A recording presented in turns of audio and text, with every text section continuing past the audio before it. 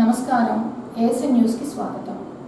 అద్దంకిని ప్రకాశం జిల్లాలోనే ఉంచాలని, దానితో పాటు రెవెన్యూ డివిజన్ ఏర్పాటు చేయాలని ఫిబ్రవరి 16, 2022 నుండి నెల రోజుల పాటు మండుటెండలో నిరాహార దీక్షల ఫలితానికి రాష్ట్ర విద్యుత్ శాఖ మంత్రి గొట్టిపాటి రవికుమార్ కృషితో నేడు 2 సాధించుకున్నారని నందమూరి కళా పరిషత్ అధ్యక్షులు మన్నం త్రిమూర్తులు తెలిపారు. అద్దంకి నియోజకవర్గం తిరిగి ప్రకాశం జిల్లాలోకి కలపాలని మరియు రెవెన్యూ డివిజన్ ఏర్పాటు చేయాలని సోమవారం రాష్ట్ర ముఖ్యమంత్రి చంద్రబాబు నాయుడు సమక్షంలో జరిగిన సబ్ కమిటీ భేటీలో నిర్ణయం తీసుకోగా నాడు చేసిన పోరాటానికి ఫలితం దక్కిందని మన్నం త్రిమూర్తులు హర్షం వ్యక్తం చేశారు.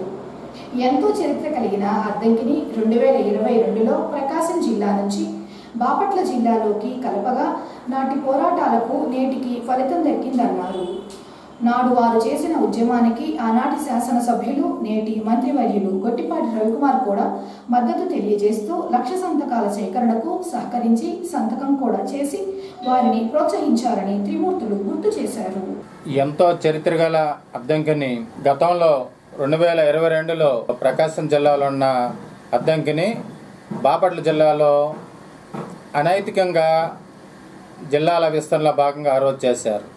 అది ప్రజలు ఎంత ఆందోళన చేసినా కూడా, ఎన్ని రాస్తారోకలు చేసినా కూడా, ఎంత నిరాహార దీక్షలు చేసినా కూడా పెడచెవిన పెట్టిన నాటి ప్రభుత్వం బాపట్ల జిల్లాలో కలిపింది. అప్పటి నుంచి ఇప్పటికి కూడా ప్రజలు ఏ రకంగా ఇబ్బంది పడుతున్నారంటే, ప్రజలు చెప్పటం కాదు, ప్రభుత్వ అధికారులను అడిగితే చెప్తారు ఆ పడే ఇబ్బందులు. ఒక రోజు బట్టి పనులుగో, ఎప్పుడు వెళ్తారో తెలియదు, సరైన బస్ కన్వెంట్ లేదు, సరైన అక్కడ గవర్నమెంట్ ఆఫీసు లేవు. ఈ రకంగా దాదాపుగా అద్దంకి దాదాపుగా 100 కిలోమీటర్లు, 90 నుంచి 100 కిలోమీటర్ల దూరం ఉంది అద్దెం కాన్స్టిట్యూన్సీలో. కొన్ని వాళ్ళ నుంచి అయితే 110 కిలోమీటర్లు కూడా వచ్చింది అనమాట.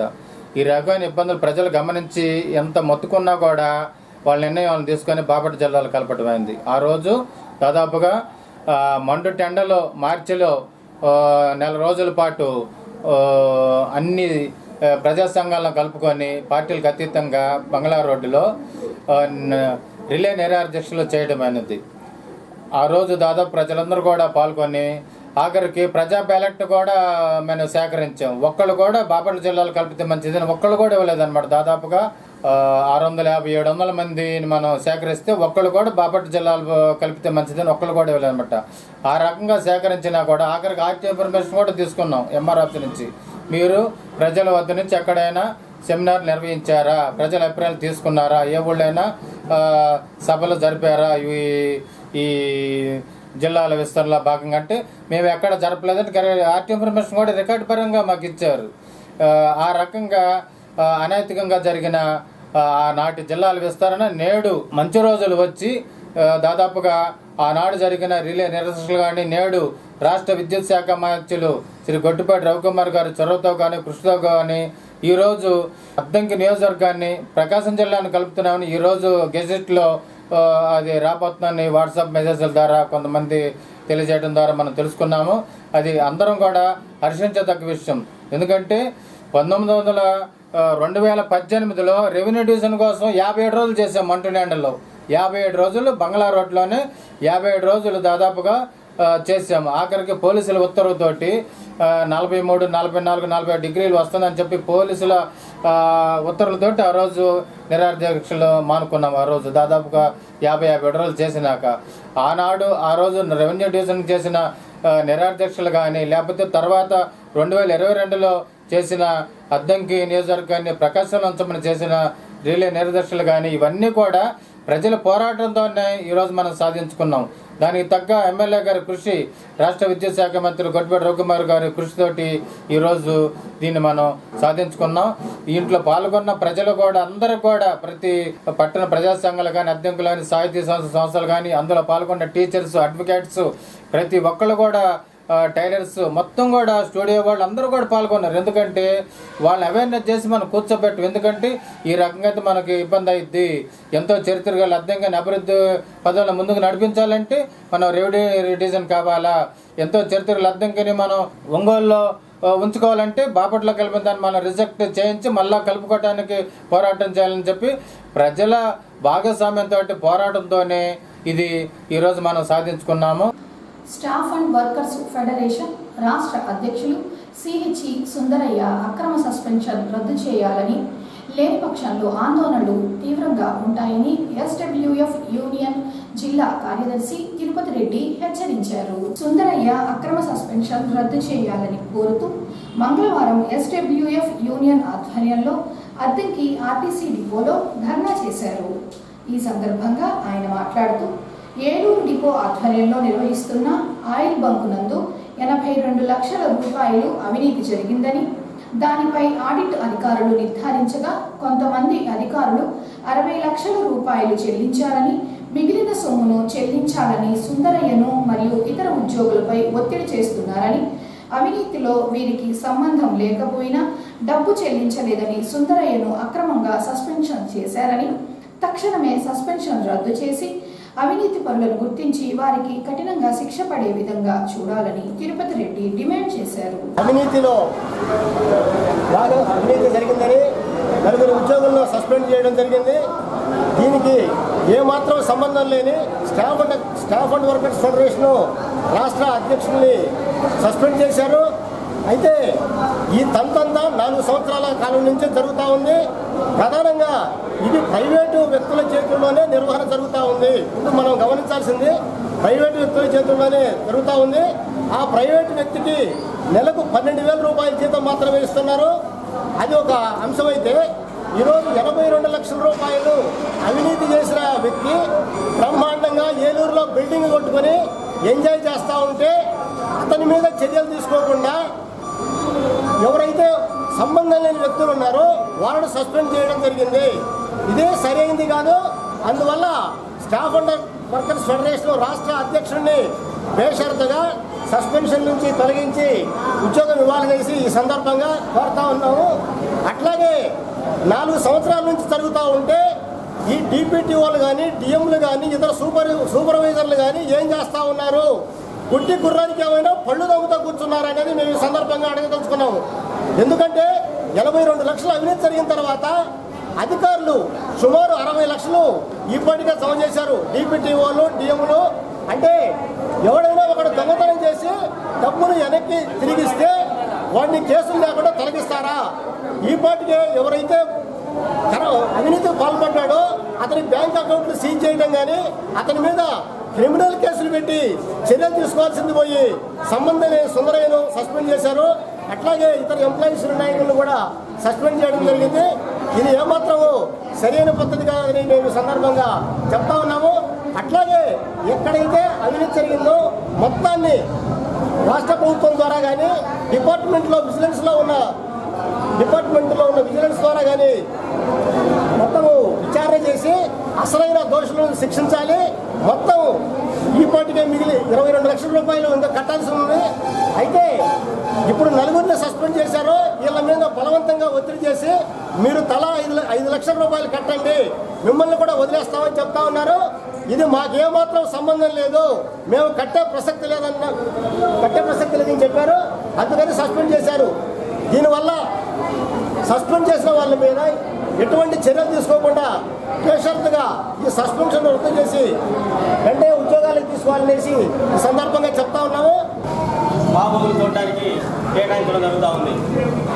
ఈ సందర్భంలో ప్రతి సంవత్సరం ఆడిట్ జరపవలసిన అవసరం ఉంది. ప్రతి సంవత్సరం ఆడిట్ జరపకుండా 4 సంవత్సరాల తర్వాత ఒకేసారి ఆడిట్ చేయడం జరిగింది.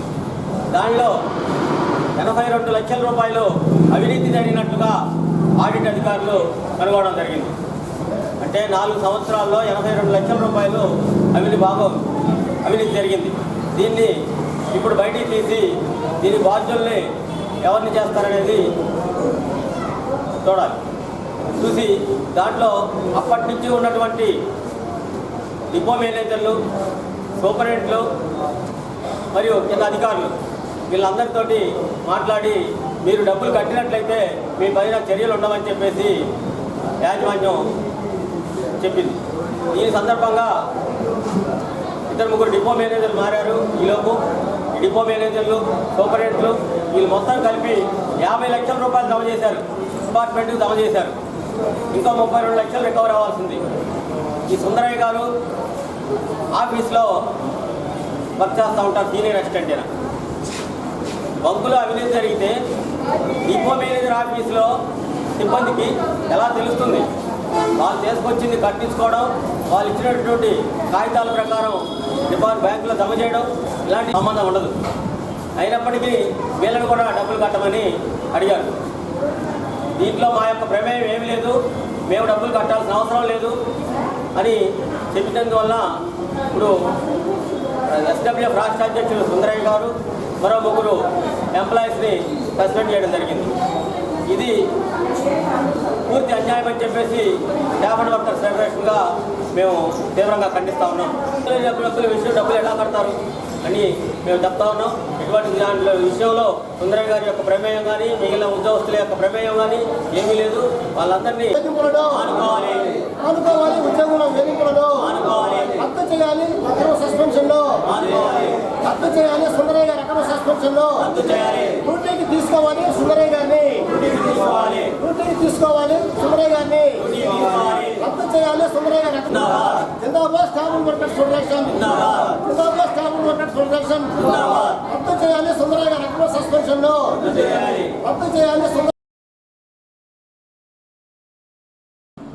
అద్దంకి పురపాలక సంఘం ఆధ్వర్యంలో నూతనంగా భవన నిర్మాణాలు చేపట్టేవారు పురపాలక సంఘం అనుమతులు తీసుకొని నిర్మాణం చేసుకోవాలని, లేని పక్షంలో అక్రమ కట్టడాలు కూల్చివేయనున్నారని అద్దంకి పురపాలక సంఘం కమిషనర్ రవీంద్ర తెలిపారు. ఈ సందర్భంగా ఆయన మాట్లాడుతూ రాష్ట్ర ప్రభుత్వం ఆదేశాల మేరకు ప్లాన్ లేకుండా అక్రమ కట్టడాలు కడితే తక్షణమే కూల్చివేయనున్నారని ఉత్తర్వులు జారీ చేశారని, 30/8/2025 ముందు నిర్మించిన భవనాలు అనుమతులు పొందేందుకు ప్రజలు ఈ అవకాశాన్ని వినియోగించుకోవాలన్నారు.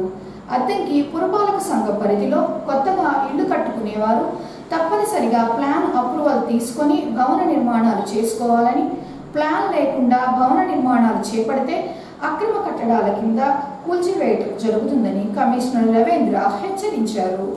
అందరికీ నమస్కారం అండి.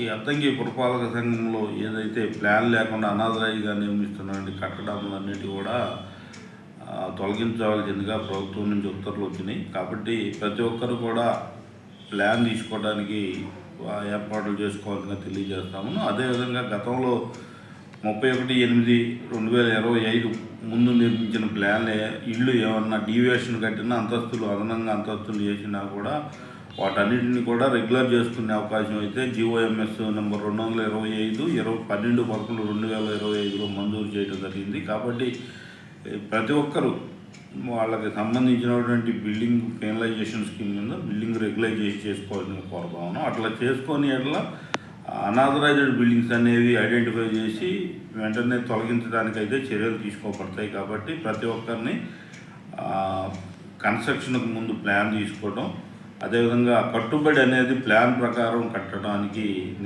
తయారుగా ఉండాలి. ఇక నుంచి ప్రతిదీ కూడా డీవియేషన్ అనేది నోట్ చేయబడుతుంది. డీవియేషన్ లేకుండా కట్టడం, అదేవిధంగా ప్లాన్ లేకుండా ఇళ్ల నిర్మాణం చేస్తే వెంటనే తొలగించబడినది పట్టణ ప్రజలందరూ కూడా తెలియజేయడం. గత వారం నుంచి ప్రభుత్వ ఉత్తర్వుల మేరకు కొన్ని అనాథరైజ్డ్ కన్స్ట్రక్షన్స్ను ఐడెంటిఫై చేయడం జరిగింది. అందులో కూడా ఏవైతే డీవియేషన్ అనాథరైజ్డ్ కనెక్షన్స్లో కూడా ఏదైతే కొన్ని ప్లాన్ వచ్చే ఉన్నాయి, ప్లాన్ వచ్చే వాటిని పని ఆపుదల చేసి ప్లాన్లు అయితే మంజూరు చేయడం జరిగింది. ప్లాన్ వాటిని తొలగించడం అయితే జరుగుతూ ఉంది. ప్రతి ఒక్కరు కూడా గమనించవలసింది కోరుతాం. పంగలూరు మండలం చందలూరు జిల్లా పరిషత్ హై స్కూల్లో గత 3 రోజుల నుంచి జరుగుతున్న రాష్ట్ర స్థాయి యోగాసన పోటీలు మంగళవారంతో ముగిశాయి. స్కూల్ గేమ్స్ ఫెడరేషన్ ఆధ్వర్యంలో ఏర్పాటు చేసిన రాష్ట్ర స్థాయి యోగాసన పోటీలకు రాష్ట్ర నలుమూల నుంచి అండర్ 14, 17, 19 విద్యార్థులు సుమారు 450 మంది పాల్గొన్నారు. మంగళవారం ఫైనల్ పోటీలు ఏర్పాటు చేయగా హోరాహోరీగా జరిగాయి. తిలకించేందుకు విద్యార్థులు, వారి తల్లిదండ్రులు, చందలూరు గ్రామ ప్రజలు తరలి వచ్చారు. పోటీలలో గెలుపొందిన విజేతలకు SGF ఫెడరేషన్ సభ్యులు, అతిథులు కలిసి బహుమతులు అందజేశారు. చందలూరు జిల్లా పరిషత్ హై స్కూల్లో SGF ఆధ్వర్యంలో రాష్ట్ర స్థాయిలో యోగాసన పోటీలు 3 రోజుల పాటు ఎంతో చక్కగా జరిగాయని పోటీలకు సహకరించిన SGF సభ్యులకు, తల్లిదండ్రులకు, గ్రామస్తులకు SGF సెక్రటరీ ప్రతిభ అక్షయ్ కుమారుడు కాంతయ్య గారు మెయింటైన్ చేశాడు ఆయన. దానివల్ల ఆయన ఈ స్కూల్ ఇంత మరదాకా వచ్చిందంటే వారి ఆశీస్సులే. దాంతోడు దాని ఇలాగా ఉన్నటువంటి వారు కూడా ఇప్పుడు కూడా అదే కార్యక్రమాన్ని చేసుకుంటూ స్కూల్కు రావటము పెట్టడము ఏ మ్యాథ్స్ ఎట్లండి. ఇంకొకటి ముఖ్యం ఏంటంటే ఈ స్కూల్కి వచ్చేవాళ్ళు కూడా ఎవరన్నా ట్రాన్స్ఫర్ ఇంకో స్కూల్ నుంచి ఇక్కడికి రావాలంటే వాళ్ళు భయపడేవాళ్ళు. వాళ్ళు వచ్చిన తర్వాత చాలా బాగుండే అనుకోడు. ఎందుకంటే ఈ స్కూల్కి వచ్చేవాళ్ళు ప్రతి విద్యార్థి బాగా చెప్పాలని ఉన్నవాళ్ళే వాళ్ళు ఇక్కడికి వచ్చేవాళ్ళు. ఇక్కడికి అటువంటిది ఒక టైం లేకుండా కూడా వాళ్ళని పోషించి జాగ్రత్తగా ఇతర టైంలో కూడా వాళ్ళని క్లాస్ తీసుకొని చెప్పి ఈ స్కూల్ ఇంతకుముందు 6 నుంచి ఈ స్కూల్లో వీళ్ళు ఉండేవాళ్ళు. చాలా బాగుండేది అది ఆ రోజు కూడా. ఇంకొకటి ముఖ్యం ఏంటంటే నా సంగతి చెప్పుకునే ఇంకో విషయం ఏంటంటే నేను 1947 నుంచి నేను ఈ యోగాసన్స్ చేశాను. 1947 నుంచి నాకు 75 సంవత్సరాల కిందాక నేను ఈ ఆసనాలు చేసేవాడిని. ఇప్పుడు దాని పేరు యోగాసన్స్ అంటారు. యోగా అంటే వేరు, ఆసనాలు వేరు.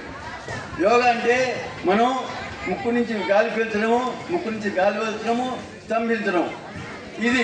దీనివల్ల ఏంటంటే ప్రశాంతత వస్తుంది. ఈ ప్రశాంతత వల్ల ఏంటంటే మన మైండ్ బాగా పనిచేస్తుంది. దానికోసం ఏంటంటే యోగాది దానికి ఎక్కువగా పోషించేది అదనమాట యోగా. ఇప్పుడు దానికి వెనక ఏంటంటే యోగాసనమ్స్ అనేవాళ్ళు. ఈ ఆసనాలు ఇప్పుడు కాదు, ఇప్పటి నుంచో ఉండేది. నాకు 6వ సంవత్సరంలో ఈ ఆసనాలు మొదలుపెట్టుకున్నాను. తర్వాత నేను అక్కడి నుంచి నౌలి చేశా. తర్వాత ధౌతి చేశా. ధౌతి కర్మ అని ఉంటుంది. అంటే 18 మూర గుడ్డ అది తడిపి ఆ గుడ్డ మింగి మళ్ళీ దాన్ని తీసేవాను. తర్వాత నేతి కర్మ, ఈ ముక్కులోంచి దారం తీయటము, ఈ ముక్కులోంచి తీయటము. ఇదంటే దానివల్ల ఏంటంటే జలుబు అనేది ఉండదు, రంధ్రాలు బాగా పెద్దవైపోతుంది అనమాట. దీనివల్ల ఏంటంటే ఈ ధౌతి కర్మ చేసిన వల్ల మన ఆరోగ్యం బాగుంటుంది. శరీరంలో ఉండే ఆకలి, విపరీతమైన ఆకలి పుడుతుంది. అది చేసినా కానీ ఆకలి పుట్టేది. నేను 5 సంవత్సరాలు పచ్చి బీరకాయ తిన్నాను. ఆ విధంగా నేను ఇప్పటిదాకా నాకు 75 సంవత్సరాల దగ్గరికి నేను మానేసి చేయటం. నాకు ఇప్పుడు 89 సంవత్సరాలు. అందువల్ల ఏంటంటే నాకు మొదటి నుంచి కూడా నాకు ఈ యోగాసనం అంటే చాలా ఇంట్రెస్ట్ అనమాట. ఎవరన్నా ఉంటే నేను వాళ్ళకి నేర్పాను. విద్యార్థులు లక్ష్యం పెట్టుకొని చదువుకుంటేనే ఉన్నత స్థాయికి చేరుకుంటారని, ప్రభుత్వ పాఠశాలల్లో బోధనా విధానంలో అనేక మార్పులు తీసుకొని వచ్చారని చీరాల ఉప విద్యాశాఖ అధికారి గంగాధర్ అన్నారు. అద్దంకి మండలం బొమ్మనంపాడు జిల్లా పరిషత్ హై స్కూల్ను చీరాల ఉప విద్యాశాఖ అధికారి గంగాధర్ ఆధ్వర్యంలో మంగళవారం ఇతర పాఠశాలల నుంచి వచ్చిన ఉపాధ్యాయుల బృందం సందర్శించారు. ఉపాధ్యాయుల బృందం విద్యార్థుల అకాడమిక్ స్థాయి పరిశీలించి బోధనా విధానం గురించి ఆరా తీశారు.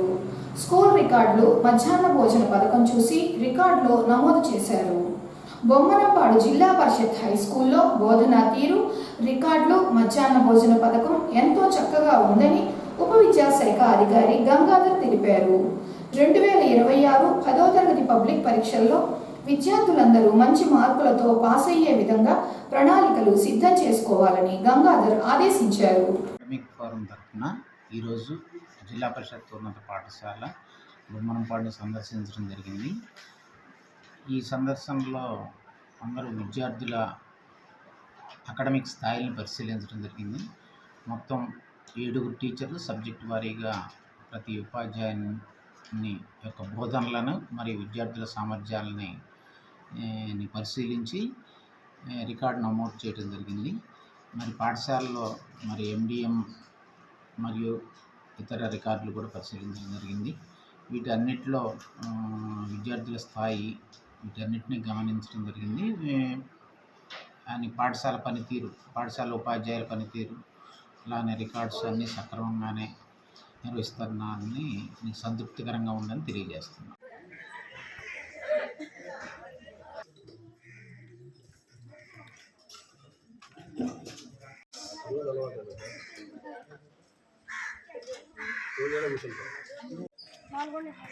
సేమిస్ 4 ఉండయా?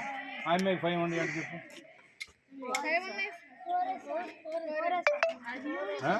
4 5 ఏది లెక్క పెడతావు? 16 లెక్క పెట్టకూడదు. ఎన్ని? ఏది యూనిసెక్స్ ఫ్లోరా? Very good. కాబట్టి మనకి యూనిసెక్సువల్ ఫ్లవర్స్ ఏమైనా దొరుకుతాయి చూడండి, కాకర చెట్టు, బేర చెట్టు అట్లాంటివి ఉంటే మనకి ఆడికి వెళ్ళాం కదా ఇంటి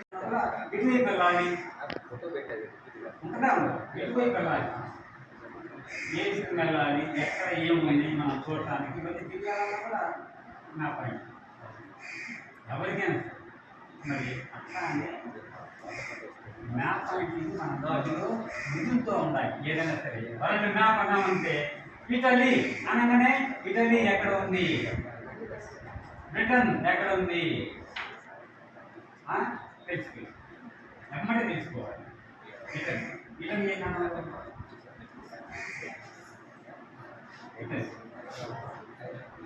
ఎస్ ఐరోపా ఖండంలో ఉంది కదా. బ్రిటన్ కూడా ఉంది. లండన్ లండన్ అంటే బ్రిటనే, బ్రిటన్లో భాగం. మరి ఇదే విధంగా గంగా సింధు మైదాన ప్రాంతంలో అంటే బాగుంది అని చెప్పుకొని తెలుసుకున్నాం. ఎందుకు బ్లడ్ ప్రెషర్ ఇంప్రూవ్ అయ్యి ఉండొచ్చు, పెరిగిపోయి ఉండొచ్చు, ఇంకా హార్ట్ బీట్ ఇబ్బంది ఉండొచ్చు, ఇవన్నీ జరుగుతుంది. సో అన్ని కోళ్ళు కూడా చనిపోయాయి. సో మనం ఏం చేయాలి, మన వినాయక చవితి వస్తే మనం ఏం చేస్తున్నాం, గ్రామానికి ఒక 4-5 వినాయక బొమ్మలు పెట్టేసి డీజే సౌండ్ పెట్టేస్తాం. ఆ డీజే సౌండ్ ఎవరు ఇబ్బంది పడతారు చెప్పండి, మన ఇంట్లో ఉన్న పెద్దవాళ్ళు, ఏడీ పీపుల్ ఉంటారు కదా, వాళ్ళకి ఆల్రెడీ బ్లడ్ ప్రెషర్తో ఉంటారు, బీపీ ఉంటారు, హార్ట్ అటాక్లు వచ్చి ఉంటారు. సో వాళ్ళందరూ కూడా చాలా ఇబ్బంది పడతారు డీజే సౌండ్స్కి. ఇంకా చిన్నపిల్లలు కూడా చాలా ఇబ్బంది పడతారు. సో డీజే సౌండ్స్ అనేవి మనకి చాలా ఇబ్బంది. కాబట్టి వినాయక చవితి అప్పుడు ఏం చేయాలి, మనం తగ్గించుకోవాలి. వీలైనంత బట్టి డీజే సౌండ్స్కి చాలా దూరంగా ఉండాలి, చాలా దూరంగా ఉండాలి. దూరంగా ఉండడం వల్ల ఎవరికి బెనిఫిట్? ఏఎస్ఎన్ న్యూస్ ఇంతటితో సమాప్తం. నమస్కారం.